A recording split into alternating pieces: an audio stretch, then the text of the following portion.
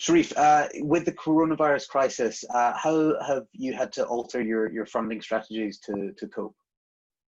Thank you very much for having me today, Louis. For us as an MDB that's focused on the energy sector, particularly with the MENA economies and the member countries in the MENA region, although we do actually also invest outside of our member countries, even as far out as Europe and the US. But for us, I think what we're seeing right now is that there is a level of uncertainty in both the DCM markets and the syndicated loan markets, which is affecting obviously our partners and clients in the region. So what we're trying to do is to see how we can plug in that funding gap. Some of these are either new projects that we have not been contemplating before and have come to the fore now, and we're looking at those quite seriously. But then also there are some projects that we had a share in, let us say a 10, 20, 30% share.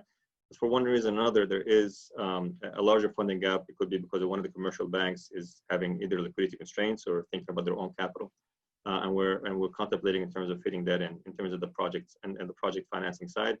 On the trade finance front, I think we are ramping up. There's two elements there. There's one, which is the funded part of trade finance transactions. We are ramping that up to our member countries in particular, but then again, our partners from outside of member countries as well. And there's the unfunded part, and these are the letters of credit, letters of guarantees. What we're doing here is that we're ramping that unfunded component as well, doing those without cash collateral, for example, with our key partners. So we're trying to essentially just plug a gap right now at this emergency stage. But then also we're engaging in dialogue with all the ministers in our member countries and our key partners to see what is the funding needs, not just in 2020, but then as they get their heads around the new world order, so to speak, in the coming period, because Corona is only, for us at least, is about 8 to 9 weeks old. So they need some time to contemplate in terms of what their future holds for them 2021, 2022 and on. Yeah. And can you talk a little bit about the effects of the crisis on the ground and the projects and the methods that you have to mitigate and address those?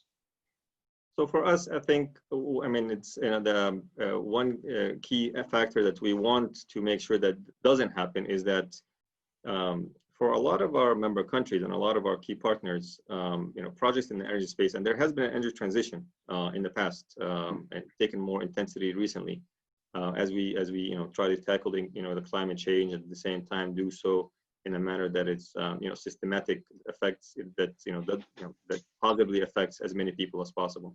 So for us, I think one of the immediate thing what we don't want to do is we have it's a shortfall in many of the projects and they're not launched in time. So we're trying to fill those gaps. There are obviously some travel restrictions and logistical constraints to begin with. If you had, for example, a Chinese contractor who is investing in one of our projects, there may be some constraints there. But lately, it's not just the Chinese contractors. There's global contractors now, whether European or US, or even from the region itself.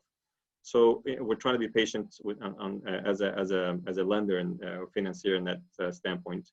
We're seeing some good opportunities on the equity front as well. So we're not excluding that, and that is extremely important that the equity markets, even the private equity markets, are still robust and dynamic. So we're trying to fill a role there as well. So I think for us, it is steady as she goes, business as usual, trying to be a force of support. And we're trying to see, there's an announcement also that we may be accessing the capital markets in the not too distant future.